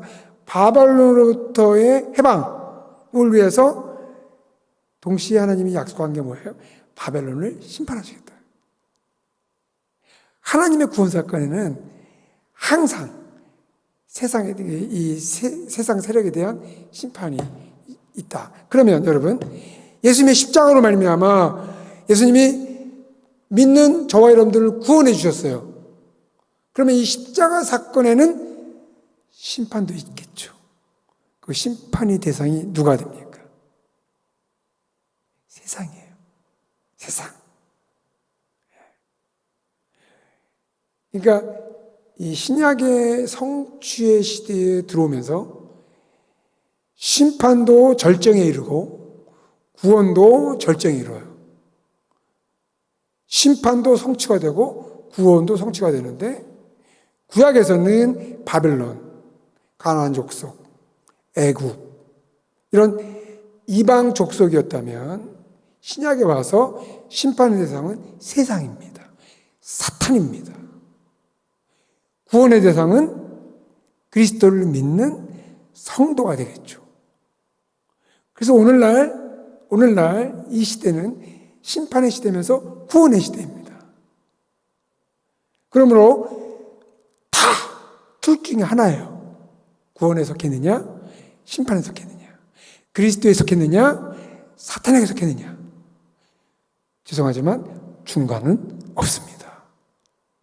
나는 중간이 좋은데 이럴 때는 이쪽에 속하고 저럴 때는 저쪽에 속하고. 이런 교회가 7교회 중에 하나 있었습니다. 라오디게아 교회. 뜨겁지도 않고 차갑지도 않고 미지근해가지고 뭐라고 했습니까? 토해버리고 싶다. 자, 여러분, 이게 되게 중요하죠. 구약의 심판과 구원은 동전양면처럼 하나가 발생할 때 동시에 발생합니다. 이런 패턴이 신약 시대에 넘어와서 이제 구원이 성취가 되잖아요. 구원이 절정에 이르잖아요. 그러면 심판도 절정에 이르겠죠. 그래서 구원의 대상은 그리스도를 믿는 성도가 되고 심판의 대상은 이 세상이고 사탄입니다. 요한계시록에서 인 심판, 나파 심판, 대저 심판 나오죠. 이거는 이 시대가 초림부터 재림까지가 심판의 시대인데, 이 심판의 시대라는 것을 3번 반복해서 보여주고 있는 거예요. 여러분, 반복한다는 것은 무슨 뜻이에요? 중요하다는 뜻이고, 중요한 걸 강조하는 것이고요. 또 중요하기 때문에 한 번만으로는 부족하니까 3번 다양한 방식으로 설명하는 거겠죠. 마태, 마가, 누가, 요한 4번, 4복음. 왜 필요한 거예요? 예수님을 한 사람의 관점으로 기록하는 거예요. 예수님의 너무 크신 분이에요. 이렇게도 보고 저렇게도 보고, 이렇게도 보고 저렇게 보고. 4명이 예수님을 이렇게 표현해 주니까 예수님이 이런 분이시구나. 이렇게 입체적으로 예수님을 이해할 수가 있는 거예요. 마찬가지로 요한계시록에서 이 심판이 이 시대, 요한의 시대에, 로마 제국이 세계를 지배했던 그 시대에 로마 제국을 지배하며 세계를 압도했던 로마 제국 황제를 포함해서 로마 제국도 그렇고 다 심판 아래 있다. 그런데 그리스도를 믿는 성도들은 구원에 속한 자들이다. 심판 아래 있는 황제를 추종하는 자, 어리석은 자다. 줄을 잘 서야 되겠죠. 잘못 줄을 서면 망하는 길로 가는 거예요. 황제에게 줄을 서면 황제와 함께 심판당한다. 이게 요한계시록의 심판의 메시지예요. 성도는 그리스도를 예배하고 하나님을 예배하는 거룩한 공동체다. 구원받은 공동체다. 이게 교회론입니다. 이게 헷갈려가지고 심판의 메시지를 마치 교회에게 하는 메시지로 오해를 해서 요한계시록을 읽는 것을 두려워하고 있단 말이에요. 네? 그런데 여러분, 심판 얘기가 나왔으니까 40분, 41분, 59초, 42분. 저는 시간이 되면 끝납니다. 아무리 중요한 걸 해도 10시 그러면 딱 끝나요. 예. 그러니까 들을 때 열심히 들으십시오. 여러분, 이 심판, 인심판, 나팔심판, 내열심판, 사실 우리 이 언어가, 사실 언어는 사실 의사소통이잖아요. 되게 언어가 의사소통하는데 너무 중요하잖아요. 근데 안타깝게도 요한계시록의 언어는 우리들의 언어가 아니에요. 21세기에 사용되는 언어가 아니에요. 그래서 어떤 경우는 굉장히 황당하고 굉장히 좀 이거 뭐야? 막 이게 적응이 안 돼요. 근데요, 한 가지 원칙이 하나 딱 있습니다. 요한계시록의 심판의 메시지에 언어는 구약을 사용한다. 뭐 하늘에서 불이 떨어진다? 소돔과 고모라? 생각하시면 돼요. 그러니까 여러분, 이 다른 신약 성경 같은 경우에는 보면 구약을 사용할 때 일정한 패턴이 있죠. 뭐 일러스되, 이르려 함이라. 이런 말이 있잖아요. 그러면 여기 구약을 사용하나 보다 딱 알아차리잖아요. 근데요, 요한계시록은 다른 신약성경만큼 그 이상으로 구약을 사용함에도 불구하고 구약을 사용하는 폼이 없습니다. 이게 어려워요. 그래서 저는 구약이 요한계시록에 세츄레이트 됐다. 그냥 흠뻑 젖어 있다. 이게 이제 그러니까 첫 번째 요한계시록을 읽었던 7개 성도들은 구약을 많이 알았을 거 아닙니까? 초대교회의 성도들은 다 대부분 유대인이었거든요. 그러니까 그걸 가지고 막 이렇게 대화를 나눈 거예요. 근데 우리는 그들만큼 구약을 잘 모르잖아요. 그러니까 이 표현 쓴 게 도대체 이게 왜 썼지? 이게 어디서 왔나? 잘 몰라요. 근데요, 이 나팔 대절심판, 뭐 어두워졌다? 10가지 재앙이죠. 10가지 재앙 어두워졌잖아요. 뭐 개구리가 나온다? 10가지 재앙이거든요. 이 구약의 심판의 언어를 가져다가 심판의 절정이라는 사실을 보여주고 있는 거예요. 이런 이해를 실패하기 때문에 요한계시록을 해석하는 게 어려운 거예요. 그런 길만 잘 잡아가면 굉장히 그렇잖아요. 구약을 막 우리가 이게 구약과 연결되네? 그러면 거기서 오는 그 감동이 적지 않거든요. 그렇습니다. 6장부터 16장은 4장과 5장에서 뜻이 하늘에서 결정되었는데 하늘에서 결정된 그 뜻이 땅에서 이루어지는 이런 구도를 구성하고 있다.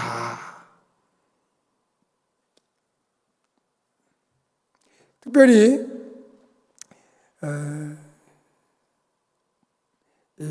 7장에 보면 그리고 10장과 11장에 보면 우리가 내일 모레 살펴보게 될 교회론이 나오는데요.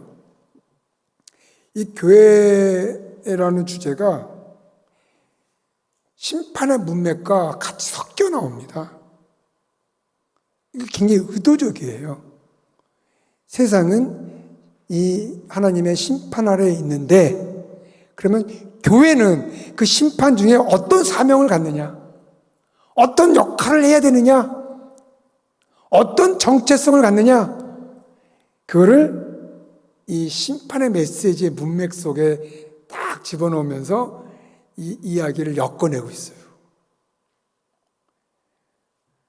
그러니까 굉장히 좀 이게 어떤 논문을 쓰는 것처럼 1번, 2번, 3번 이게 아니라 마치 이 목회자가 설교하는 것처럼 저는 이 요한계시록은 목회 서신이라고도 저는 생각해요. 애정을 가지고 때로는 책망하고 때로는 권면하고 때로는 위로하고 그런 것들이 이제 있는데 이런 심판에 이 세상에 심판이 있다라는 것을 얘기하면서 거기에다가 교회는 어떤 사명을 갖느냐, 교회는 어떤 존재냐, 어떤 역할을 해야 되느냐, 그거를 이제 6장과 8장 사이에 7장에 딱 넣어가지고 인심판, 6번째, 7번째 인심판 사이에서 이해를 하고, 그 다음에 9장부터 11장, 나팔심판 그 사이에 10장과 11장 두 증인 이야기를 넣어서 교회의 역할을 이야기해 주고 있습니다. 이제 결론. 요한계시록 이중적 결론이 있다고 말씀을 드렸습니다. 17장 1절부터 19장 10절, 17장 3절에 엔푸니마티가 나오고 21장 10절에 엔푸니마티가 나옵니다. 첫 번째 결론은 바벨론의 멸망이에요. 이 바벨론은 이미 멸망하고 없는 제국인데 세상스럽게 여기 등장하는 이유는 이 당시에 로마 제국을 바벨론이라고 불렀습니다. 로마 제국과 바벨론 제국의 공통점, 성전을 파괴했다. 그게 유대인들에게는 이 성전 파괴가 상당한 트라우마를 야기했기 때문에 그걸 가지고 이 두 제국을 서로 연결지었어요. 그래서 바벨론의 멸망은 곧 로마 제국의 멸망을 의미한다. 이 당시에 요한의 시대에 로마 제국은 교회를 핍박하는 악의 세력의 한 축을 담당하고 있습니다. 그런데 결론에서 이 로마 제국의 멸망을 이야기하고 있는 것은 본론 부분에서 인과 나팔과 대저 심판, 현재가 심판의 시대인데 그 심판의 절정은 로마 제국에 대한 심판으로 결판이 난다. 그래서 요한계시록의 결론의 한 부분은 심판의 완성, 최후의 심판. 그것을 로마 제국에 대한 심판, 로마 제국의 멸망을 통해서 이런 최후의 심판에 대한 이야기를 구성하고 있습니다. 자, 또 하나의 결론은 새 예루살렘이 되겠습니다. 21장, 22장에 읽다 보면 황금길도 나오고 진주문도 나오고 12 기초석도 나오고 그래서 많은 분들이 이 새 예루살렘을 가지고 내가 본 천국이다. 그렇게 해석을 하고 천국 갔다 왔다고 하면서 거 봐라. 내가 본 천국이 요한계시록 21장 22장에 나와 있는 새 예루살렘과 똑같더라. 그 말 누가 못해요? 나도 천국 갔다 왔다고 해놓고 내가 갔다 왔더니 요한계시록 21장 22장과 똑같더라. 이렇게 말할 수 있죠. 본인이 본 거를 증명해야 되는데 증명은 안 하고 본 것과 요한계시록 21장 22장과 똑같더라 이렇게 말을 해요. 저는 그 100% 거짓말이라고 생각합니다. 왜냐? 그 이유를 말씀을 드릴게요. 이거는 성경을 보면서 얘기를 해야 될 것 같아요. 21장 잘 보이시나요? 네. 보이시나요? 네. 자, 9절과 10절을 같이 읽겠습니다. 앞에 제목은 생략하시고 새 예루살렘을 생략하시고 그 다음부터 한 목소리로 읽겠습니다. 시작. 7 대접을 가지고.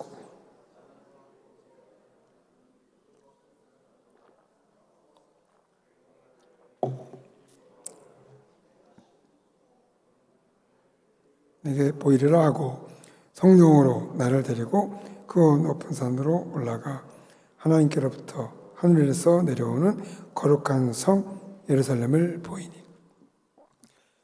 자, 여러분 이거 한번 잘 관찰해 보십시오.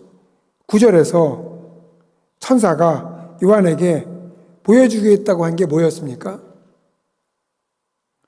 신부, 곧 어린 양의 아내를 보여주겠다고 했죠. 10절에서 보여준 게 뭡니까? 거룩한 성, 새 예루살렘이죠. 그러면 거룩한 성, 새 예루살렘은 뭐가 되는 거예요? 9절에 의하면 어린 양의 아내죠. 맞습니까? 이렇게 확인을 시켜드려도 또 댁에 가시면서 그게 아닌데 그러시면 안 되죠. 거룩한 성, 새 예루살렘. 천사가 보여주겠다고 했던 어린 양의 아내. 그러면 어린 양의 아내, 어린 양의 신부 누굽니까? 성도죠. 교회 공동체죠. 그러면 거룩한 성, 새 예루살렘은 내가 본 천국이 아니라 뭐다? 교회입니다. 성도입니다. 실제로 여기 21장, 22장 읽어보시면, 특별히 21장 읽어보시면 거룩한 성 새 예루살렘의 가로 세로 높이가 얼마예요? 12,000 스타디온. 진주 12문의 12지파의 이름, 12기초석의 12사도의 이름. 성벽의 높이가 얼마? 144큐빗. 이게 뭘 의미해요? 다 12라는 숫자로 도배를 했죠. 12. 12,000스타디온에서 12. 12기초석, 12 진주문, 12사도의 이름, 12지파의 이름. 여러분 구약에서 12지파의 트림이 나서 죄송합니다. 12지파 위에 이스라엘이 이루어졌죠. 신약에서는 12사도 위에 교회가 세워졌죠. 이거 뭘 얘기해요?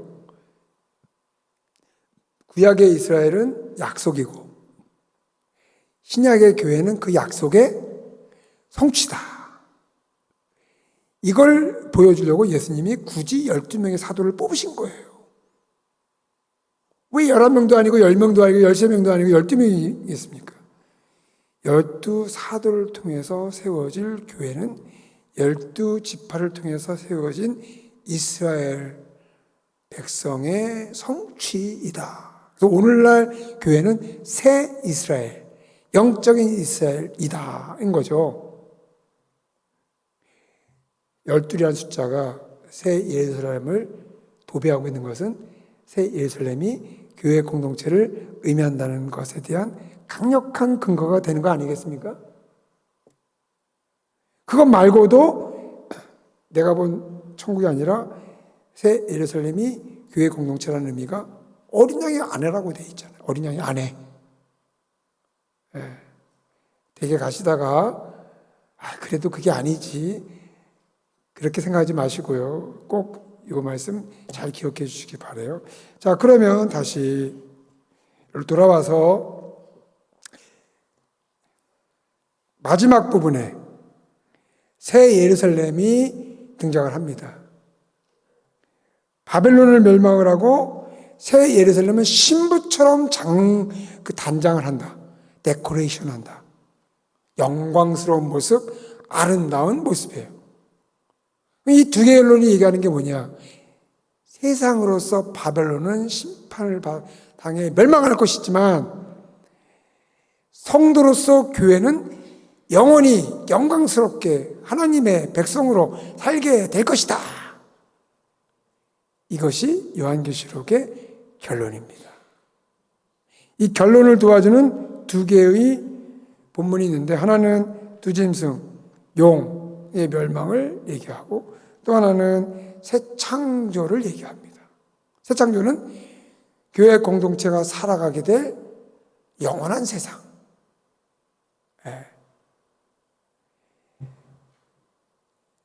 이 새 창조 얘기하려면 1시간 걸리기 때문에 자세하게 설명을 드리지 않겠습니다. 어쨌든 이 새 예루살렘을 도와주는 보조적 내용으로서 새 창조의 말씀이 21장 1절부터 8절에서 주어진다. 자, 여기까지가 이제 구조의 내용인데요. 뒷부분은 여러 도표가 있는데 4분 남았기 때문에 정리를 하겠습니다. 자, 오늘 여러분들과 저는 요한계시록 어떻게 읽을 것인가 함께 살펴봤고요. 어떻게 읽을 것인가에 대한 감이 좀 잡히시나요? 할렐루야. 예, 제가 강의를 조금 잘 했네요. 자, 두 번째, 요한계시록의 구조. 처음에 프롤로그, 그 다음에 서론, 그리고 결론, 본론. 본론은 두 개를 나눈다고 했죠? 4장과 5장, 그리고 6장부터 16장. 4장과 5장은 뜻이 하늘에서 결정된 내용. 그래서 본론의 도입 부분이라고 할 수가 있어요. 그리고 뜻이 하늘에서 결정됐는데 그 뜻이 이 땅에서 이루어지는 과정. 6장부터 16장. 근데 그 뜻을 두 단어로 요약하면 심판과 구원. 자, 결론에는 또 뭐가 있습니까? 심판의 절정, 심판의 완성, 최후의 심판. 또 하나는 구원의 완성. 그래서 요한계시록은 하나님의 구원과 하나님의 심판이라고 하는 이 대역사, 구약에서부터 도도히 흘러오는 이 대역사를 보여주는, 그거의 성취와 완성을 보여주는 예언의 절정이다. 2분 남았는데 2분은 기도로 쓰겠습니다. 기도하겠습니다. 하나님 아버지 감사합니다. 오늘 마이애미 한인장로교회 아름다운 공동체에 와서 주님의 귀한 말씀, 요한계시록의 말씀 어떻게 읽을 것인가, 또 요한계시록이 어떤 구조를 이루고 있는가 함께 살펴봤습니다. 하나님 아버지, 생소하고 또 쉽지 않은 내용이었지만 마음문을 열고 들으려고 하는 우리 성도님들 한 분 한 분 위로해 주시고 격려해 주시고 칭찬해 주시기를 원합니다. 하나님, 오늘 듣는 이 내용들이 또 내일과 모레의 말씀을 들을 때 좋은 밑바탕이 될 수 있도록 도와주시옵소서. 우리 성도님들이 더 말씀을 사랑하고 사모하는 은혜를 주시옵소서.